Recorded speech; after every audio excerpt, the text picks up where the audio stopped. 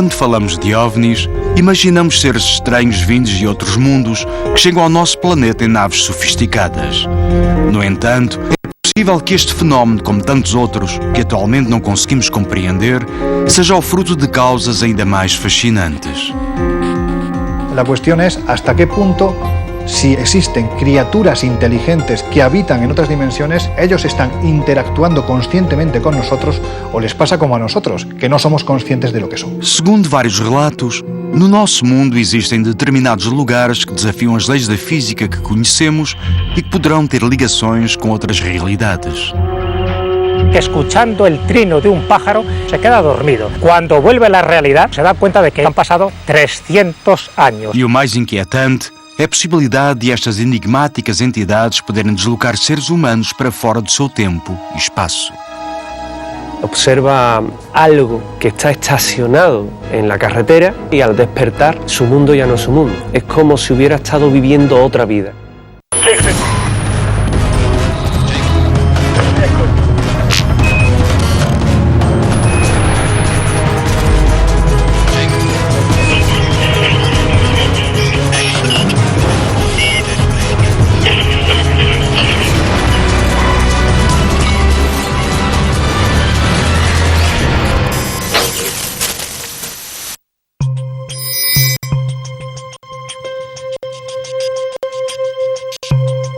Há cada vez mais investigadores a sugerirem que o fenómeno OVNI pode não estar relacionado exclusivamente com seres extraterrestres.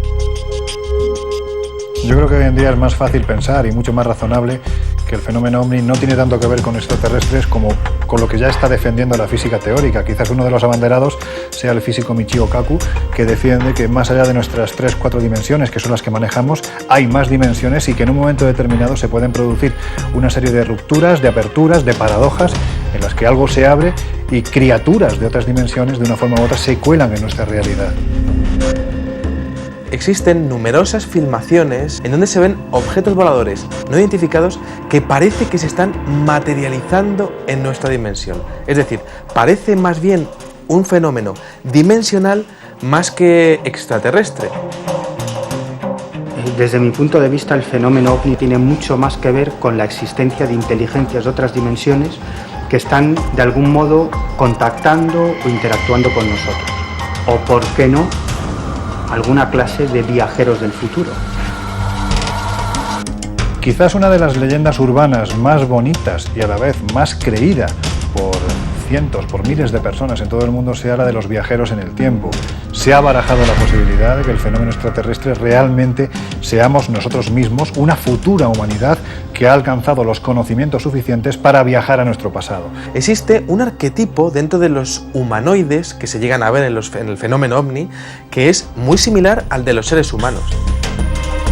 Es prácticamente como si estuviésemos viendo viajeros del tiempo que estuviesen presentándose aquí o para estudiar cómo era nuestra historia, cómo era nuestra civilización o para cambiar algunas cosas de la historia. De hecho, las características de los seres que protagonizan la mayoría de los casos de abducción, seres de pequeño tamaño, con una cabeza enormemente desproporcionada respecto a su cuerpo, con unos ojos también enormes, una boca pequeña y un cuerpo que es prácticamente nada, ¿no? Probablemente en el futuro la constitución de los seres humanos tenderá a eso. Cada vez utilizaremos más nuestro cerebro y cada vez será menos necesario el uso de nuestro cuerpo físico, de nuestros brazos, de nuestras manos, porque cada vez hacemos menos ejercicio físico y lo que primará es el cerebro. Y hay quien dice que esos seres en realidad somos nosotros en el futuro.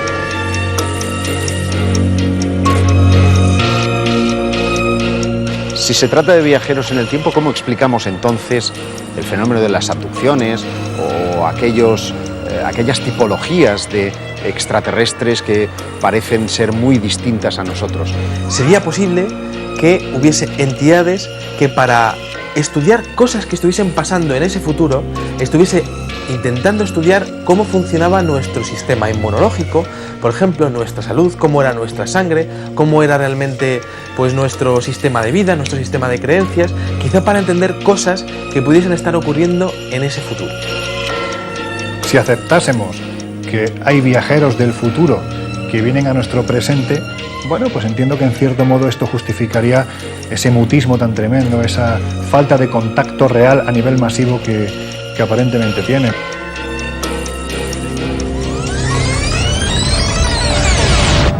Se considerarmos a hipótese dos meros observadores, e aí sim, aí já consigo entender o porquê disto. Mostra, não mostra, aparece, desaparece, vem aqui observar-nos sem ter uma... Eles próprios fogem, porque não querem ter essa consequência futura, não é? Vêm aqui observar-nos, mas querem ter o mínimo de influência possível para não fazer alterações no contento. A não interferência, a não intervenção, porque vem afetar o rumo da história, não só o presente, mas também o seu próprio futuro, o seu próprio presente.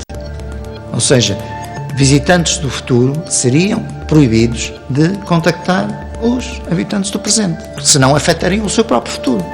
Indudablemente el fenómeno ovni se muestra hasta cierto punto, pero nunca existe, digamos, esa grandísima prueba definitiva. Es como si el fenómeno quisiera aparecerse solo en determinados momentos ante determinadas personas. Basta olharmos para o Sol e para as estrelas para podermos observar o seu passado. A imagem que recebemos demora a chegar de apenas alguns minutos a muitas centenas de anos. E se podemos ver luzes do passado, podemos viajar até ele? Los científicos de la Universidad de Texas, con Frank Tipler a la cabeza, determinaron que sí era posible y desarrollaron un modelo matemático para poder hacerlo. El problema está en la cantidad de energía necesaria para poder llevar a cabo una experiencia de ese tipo. El viaje en el tiempo es absolutamente posible. De hecho, todos nosotros estamos viajando constantemente hacia el futuro. La gran pregunta no es el viaje al futuro. La gran pregunta es el viaje al pasado. Talvez seja possível, a questão é que a pergunta em si talvez tenha que ser reformulada ou então olhada possivelmente por outro prisma. Se aquilo que nós percebemos como tempo existe como realidade ou é simplesmente o produto da nossa percepção daquilo que nós chamamos de realidade. Segundo a teoria da relatividade, se eu estou aqui e vejo passar um raio de luz, eu sei que ele foi emitido num momento e num momento posterior foi absorvido. Mas, para o observador, no raio de luz, não passou tempo entre a emissão e a absorção. Ou seja, o tempo é completamente relativo ao observador. Desde el punto de vista de la física teórica, el viaje en el tiempo es posible. Otra cosa es que desde el punto de vista práctico tengamos la tecnología, el conocimiento adecuado y sobre todo que nosotros físicamente como entidad biológica podamos soportar un viaje de esas características. Recientemente unos científicos eran capaces de trasladar una partícula a 3 metros de distancia de forma instantánea. Y lo mismo podrían hacer viajando en el tiempo. Lo que no sabemos es si un organismo complejo sería capaz de aguantarlo, pero sí al menos que ese traslado es posible. Uma viagem com entes biológicos, hoje, com a tecnologia que temos, claramente penso que não é possível. Agora, a tecnologia é mutável. E, portanto, a tecnologia que nós vamos ter daqui a 100 anos, provavelmente vai ser muito diferente da de hoje. Estoy convencido de que en un primer momento mandaremos a elementos microscópicos, ¿no? Mucho más difícil sería que entidades biológicas como nosotros pudiese viajar a ese pasado o ese futuro. En el fondo, también estamos tocando otro tema que tiene mucho que ver con los viajes en el tiempo, que es la teleportación. Actualmente se están teletransportando pues una serie de paquetes de información, incluso información molecular, ¿no? Pero esto es la primera puerta para la teleportación de elementos físicos. Y esto sería el primer paso para los consiguientes viajes en el tiempo. Em 1895, G. Wells, com a sua obra A Máquina do Tempo, dá início ao fascinante debate sobre a possibilidade de construir este fabuloso engenho. Estoy absolutamente convencido que dentro de 1 o 2 siglos, si no nos hemos autodestruido y el planeta ha saltado por los aires, existirá esa tecnología para realizar viajes en el tiempo. Tudo depende daquilo que nós não conhecemos, que é a estrutura do nosso espaço-tempo. Se tomarmos um observador, esse observador vai, relativamente a um outro observador qualquer, ter um movimento no espaço-tempo que vai ter uma linha do universo. Se essas linhas do universo são sempre abertas, então não é possível voltar ao passado. Mas imagina agora que em vez de ser aberta, ela é fechada, como uma circunferência. Então, imaginemos que eu tenho a circunferência aqui. Este ponto, relativamente a este, é passado ou é futuro? Se eu olhar daqui para aqui, eu digo é passado. Mas se eu olhar daqui para aqui, eu digo não, é futuro. Portanto, tudo depende da estrutura do espaço-tempo. E nós isso não sabemos qual é.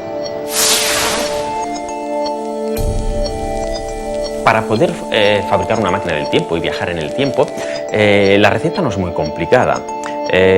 Solo necesitamos un agujero de gusano. Un agujero de gusano no es más que un tubo que conecta diferentes partes del espacio-tiempo, de esa superficie encima de la cual estamos nosotros, que son las 4 dimensiones espaciotemporales, y que sea un tubo estable y que uno de esos extremos lo podamos mover. Resulta que si movemos a altas velocidades, la relatividad especial nos dice que el tiempo en el extremo que viaja muy rápido se ralentiza. Por lo tanto, si mandamos un extremo a hacer un viaje y luego volver, resulta que los relojes de un extremo marcarán pues que han pasado 10 horas, mientras que nuestros relojes habrán pasado 10 años. Por lo tanto, a través de ese túnel podremos viajar ese lapso de tiempo. Es decir, desde un extremo estaremos, pues imaginemos, en el año 2100 y en el otro estaremos en el año 2110. Podremos viajar de un punto al otro.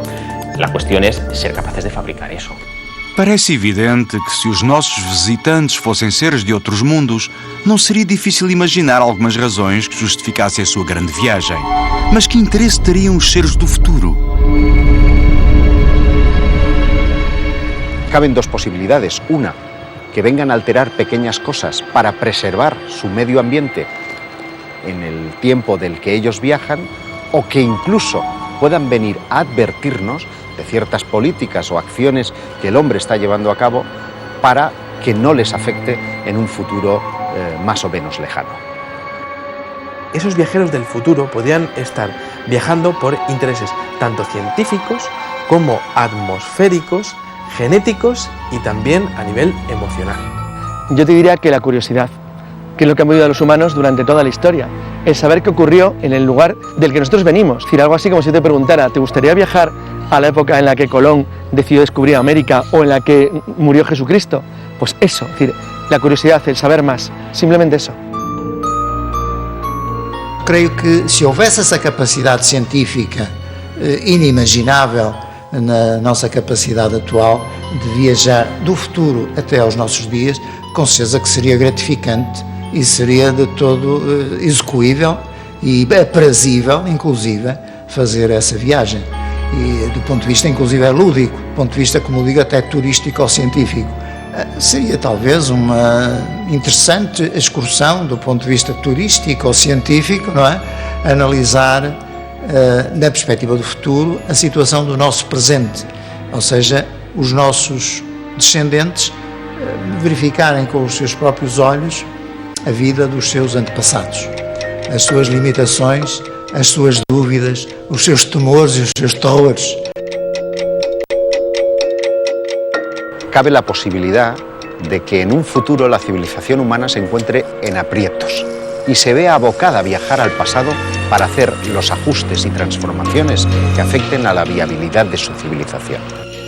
Inclusive a transmissão de informações, de prevenções que possam vir do futuro para que nós possamos evitar eventuais erros que possamos vir potencialmente a cometer.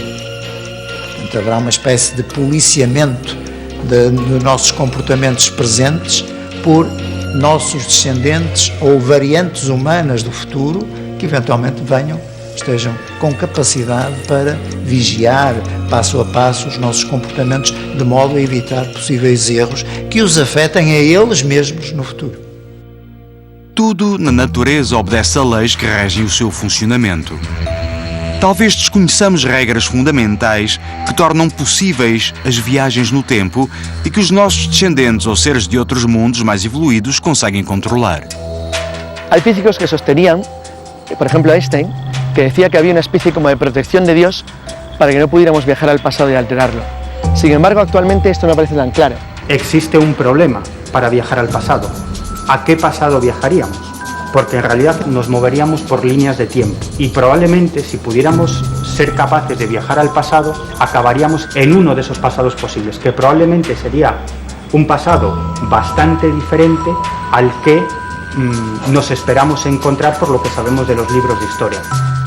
Y una vez que esos viajeros decidan regresar al momento actual desde ese pasado, tampoco regresarían al momento actual, regresarían a uno de los momentos actuales posibles moviéndose a través de líneas de tiempo. Es decir, que esos viajeros del pasado quizás cuando llegasen aquí se encontrarían con que su mujer no es su mujer, o que su casa no es su casa, o que trabajan en otro lugar, ¿no? Por eso esa es la paradoja y la problemática desde el punto de vista de la física teórica de los viajes en el tiempo.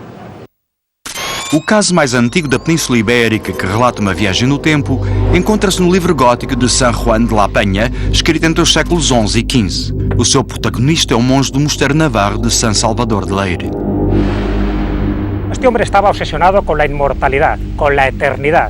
Y un buen día él va a hacer su paseo rutinario alrededor del cenobio, se acerca a una fuente de agua, que es donde él pues tenía como su lugar mágico para descansar, para reposar, y la leyenda cuenta que escuchando el trino de un pájaro, él se queda traspuesto, se queda dormido, de tal manera que lo que él pensaba que habían sido unos breves minutos, cuando vuelve a la realidad, cuando vuelve a nuestro espacio-tiempo y regresa a su antiguo monasterio, se da cuenta de que no ha pasado un día, ni una semana, ni un año, sino que han pasado 300 años. ¿Qué explicación tenemos para este misterioso suceso?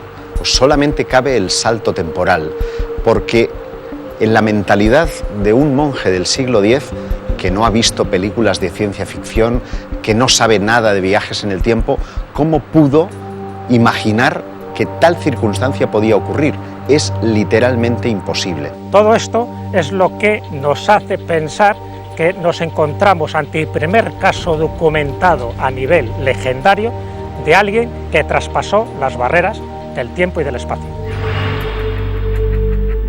Hay otros precedentes de escamoteos temporales, como el que protagonizó un soldado español en Manila, Filipinas, en octubre de 1593, cuando se vio súbitamente teletransportado a la Plaza Mayor de México, dando el alto con su arcabuz y con su uniforme a las personas que estaban allí.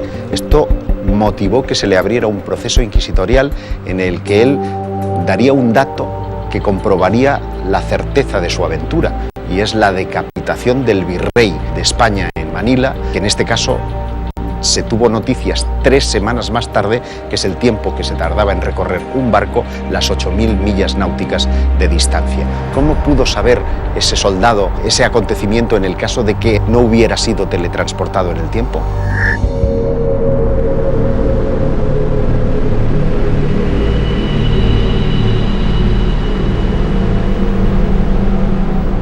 Jenny Randles es una de las grandes investigadoras que hay ahora mismo en el Reino Unido. Ella planteó la teoría de las tormentas espaciotemporales para decir que puede haber momentos puntuales en los que se produce ese encuentro interdimensional en el que lo que hay en esa otra dimensión puede ser visible por quienes estamos en estas 4 dimensiones nuestras. Hablan incluso de que ese tipo de paradojas se produce siempre pues, en torno a un gran aparato eléctrico, una serie de nieblas, especialmente de unos tonos verdosos, pero hasta ahora no se ha podido demostrar, es simplemente uma hipótesis más.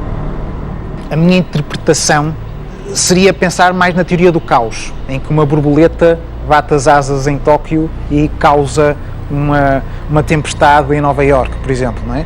A teoria do caos em que nós olhamos para a natureza, parece tudo muito harmonioso, olhamos para o espaço, parece tudo harmonioso, mas de repente tudo pode destruir-se de um momento para o outro. E, portanto, da mesma forma, eventualmente o espaço-tempo pode ter estas pequenas tempestades geradas do nada, que se calhar até permitam, lá está, algumas passagens casuais de algumas entidades que são, imaginemos, chupadas por essas tempestades, não é? E depois surjam para o outro lado.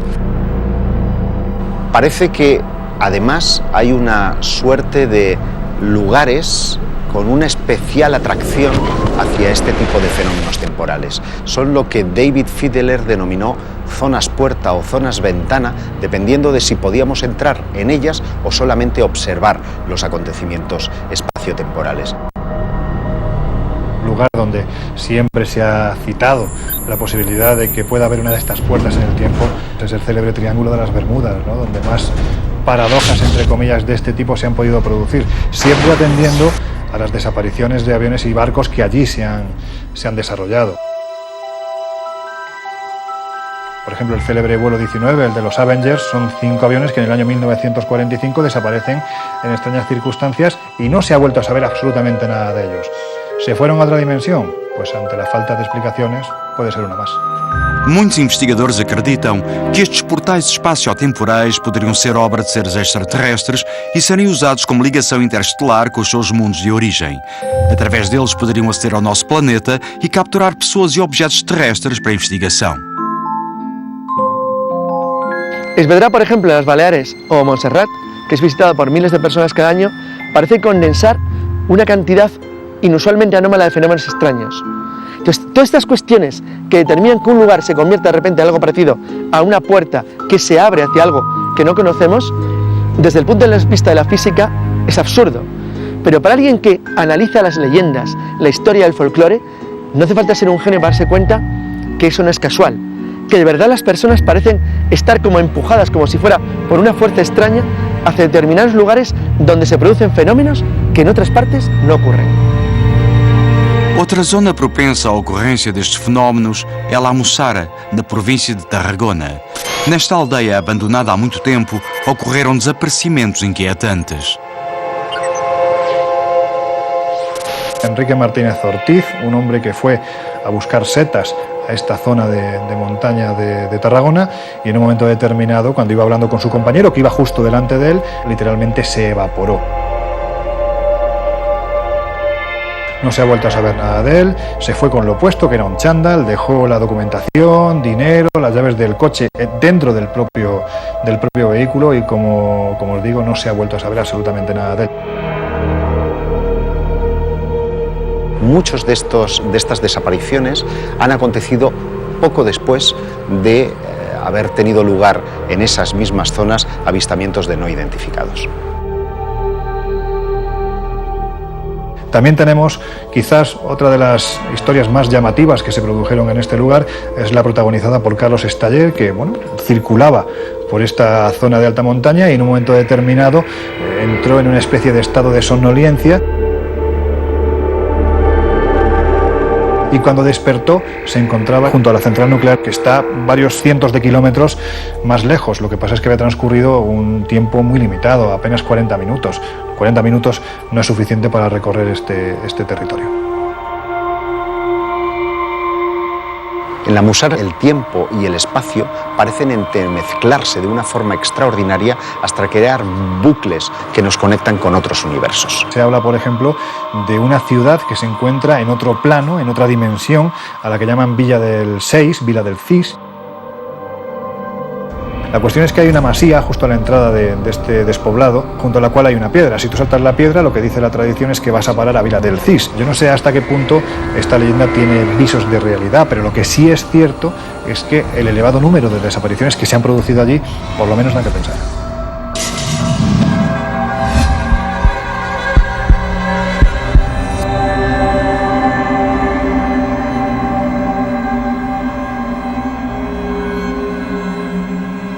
En la zona del barranco de Badajoz, por ejemplo, se han obtenido numerosas fotografías nocturnas que muestran a seres de aspecto luminoso que parecen salir del barranco, como que realmente aquello fuera una suerte de puerta que nos teletransporta a otro lugar. Tenemos casos en el que el testigo o la testigo advierte que cuando va caminando por este lugar verdaderamente enigmático y cargado de sucesos extraños, refleja que en un momento determinado ha perdido la noción del espacio, del tiempo, y que cuando ha vuelto a cobrar la conciencia se encontraba en otro lugar. estaríamos hablando de una ciudad etérea en la que habitan unas criaturas, unos seres que denominan los seres de blanco y que han sido vistos por múltiples testigos, además de los más diversos estratos sociales. Cuando coinciden en los puntos y en las comas gente que jamás se ha visto, pero que han vivido una experiencia similar, la verdad es que te lleva a pensar que algo ocurre en este lugar. É possível que a hipótese de visitantes de outro tempo e de outros mundos, através de portais interestelares, já não nos pareça tão remota.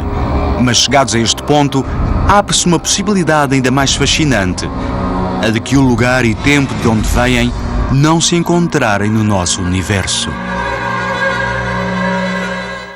Parece que efectivamente la hipótesis de que hayan universos paralelos al nuestro que están conviviendo en este mismo espacio es perfectamente plausible. De hecho, la física cuántica está hoy en día trabajando en esa posibilidad, la de que bajo diversas circunstancias esos universos establecerían una suerte de agujero de gusano que comunicaría eventualmente ese paso entre universos.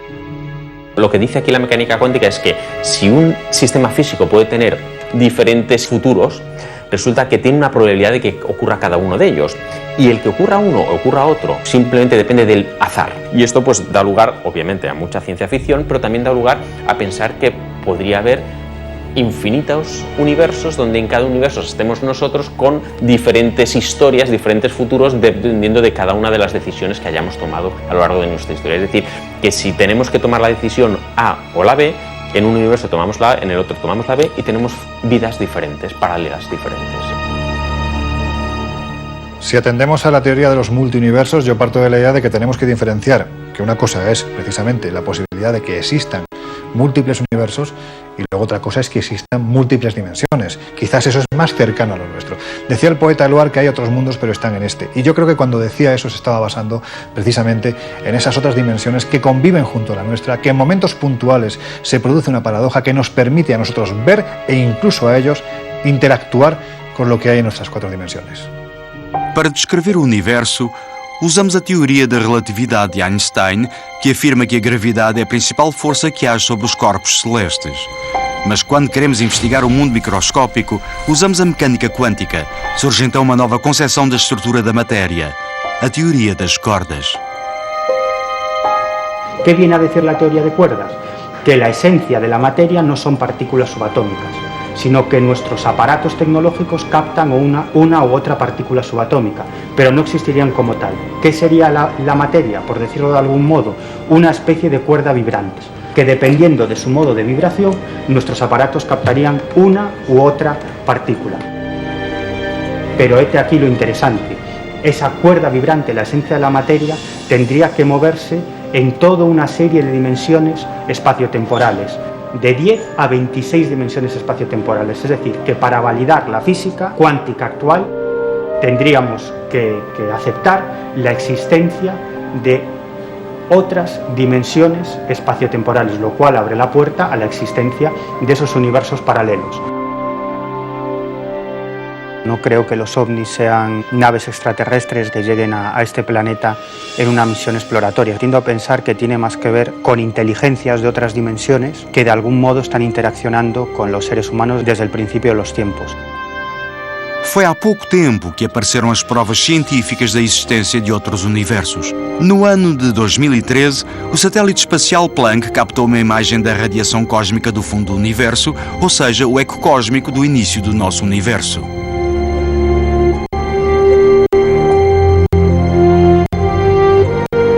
Los científicos, al observar este mapa, descubrieron que había una serie de anomalías de ese eco cósmico. La conclusión: había algo, un universo o varios universos paralelos, cuya gravedad ejercía un tirón sobre ese eco cósmico.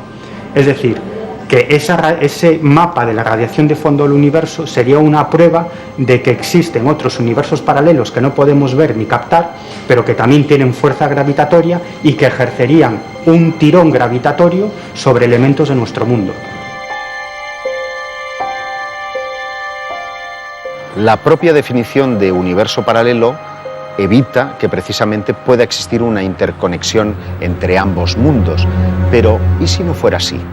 Porque constatamos a nivel fenomenológico que hay lugares específicos donde parece que esa frontera, ese límite entre un universo y el otro puede ser vencido.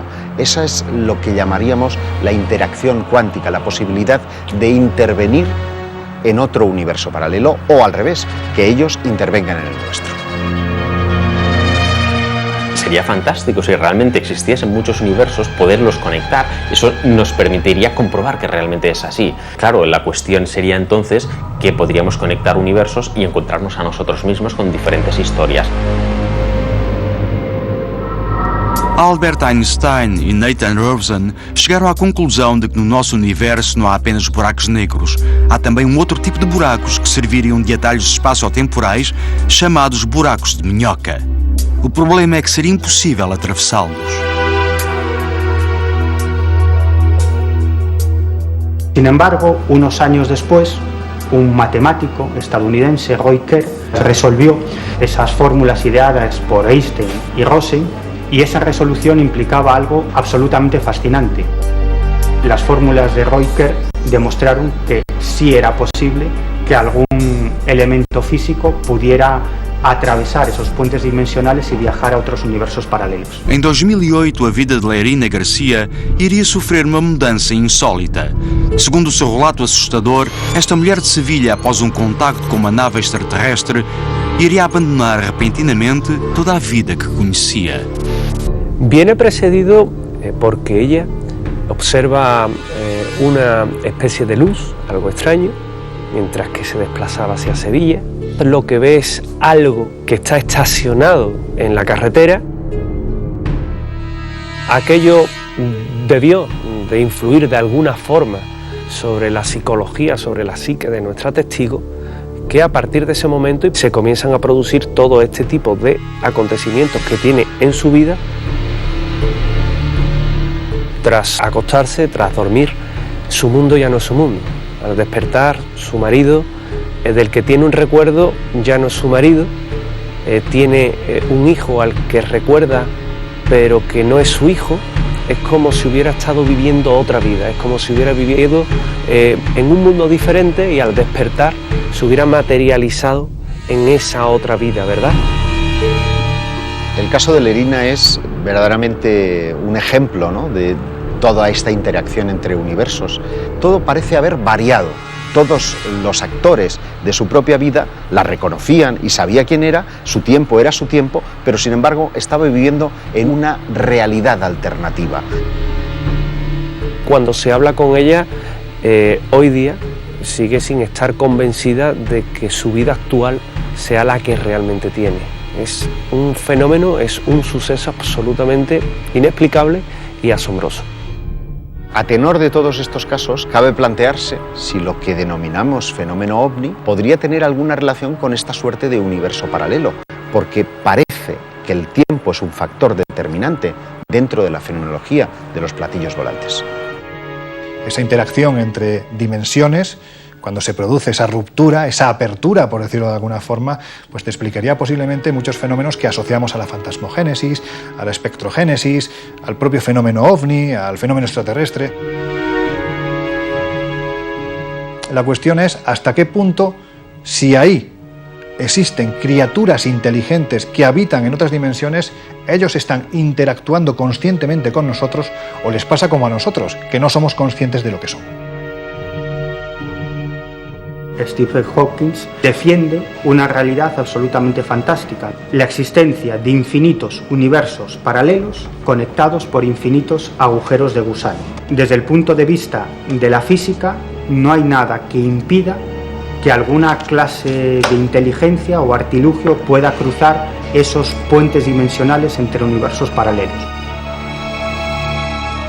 Por eso tiendo a pensar que el fenómeno ovni quizás tenga más que ver con esas inteligencias de universos paralelos que de algún modo tienen la capacidad de llegar a nuestro mundo e interactuar con nosotros.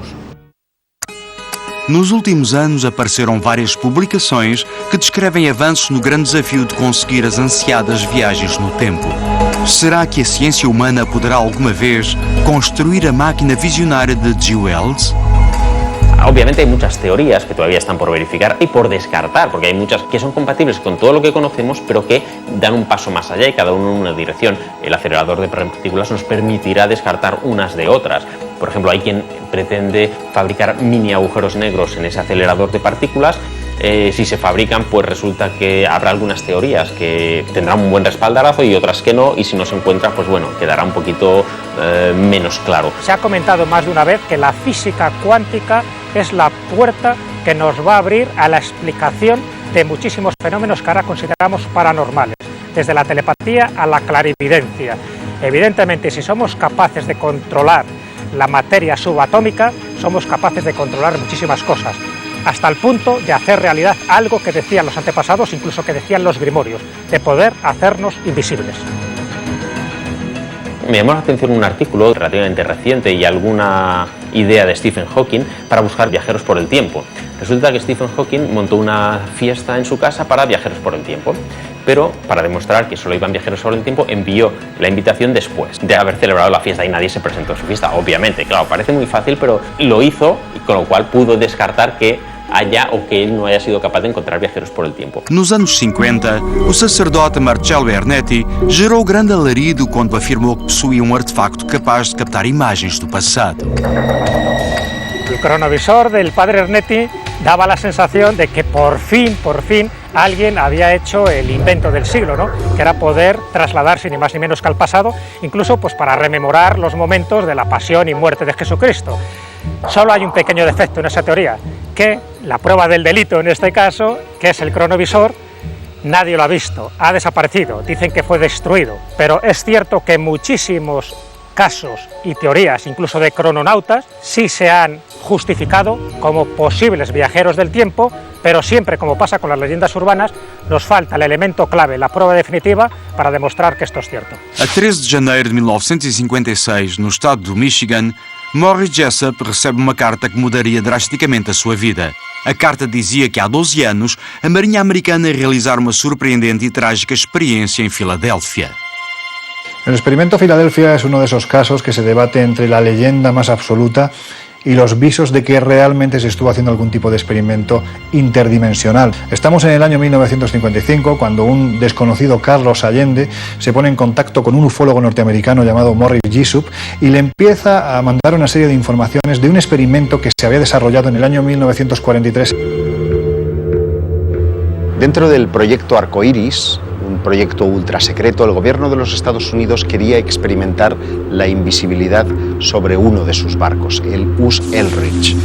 En concreto, se denominó Experimento Filadelfia y consiguió un efecto perverso, porque en lugar de invisibilidad, lo que consiguieron fue teletransportar ese destructor de la Marina estadounidense hasta Norfolk, y el experimento se estaba desarrollando en Filadelfia.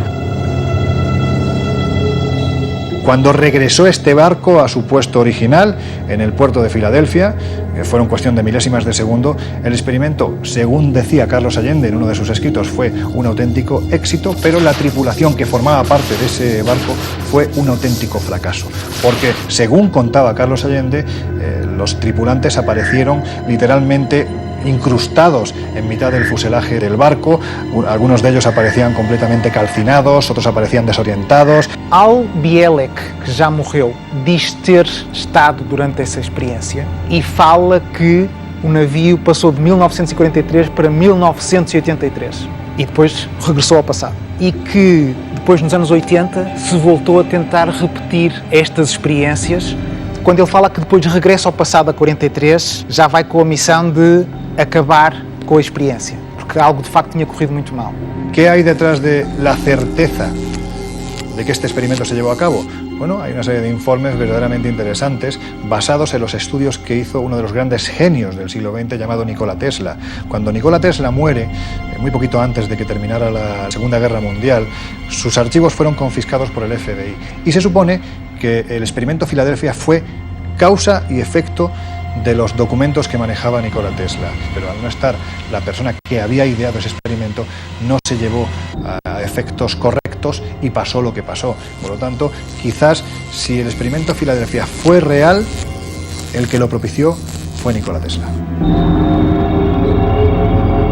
Lo que cabe preguntarse es si después de este experimento la Marina siguió llevando a cabo cuestiones parecidas y en consecuencia hasta dónde han podido avanzar dentro de los experimentos de teletransporte o de invisibilidad. No lo sabemos. Sí sabemos que han habido líneas de investigación relacionadas directamente con la teletransportación de partículas y que hoy día, en pleno siglo XXI, el teletransporte figura como uno de los objetivos que la ciencia se marca para un futuro inmediato. Seres de outros planetas, de outros universos ou viajantes do tempo? A pergunta mantém-se em resposta ao fenómeno OVNI. Para resolver o mistério, seria necessária uma prova definitiva.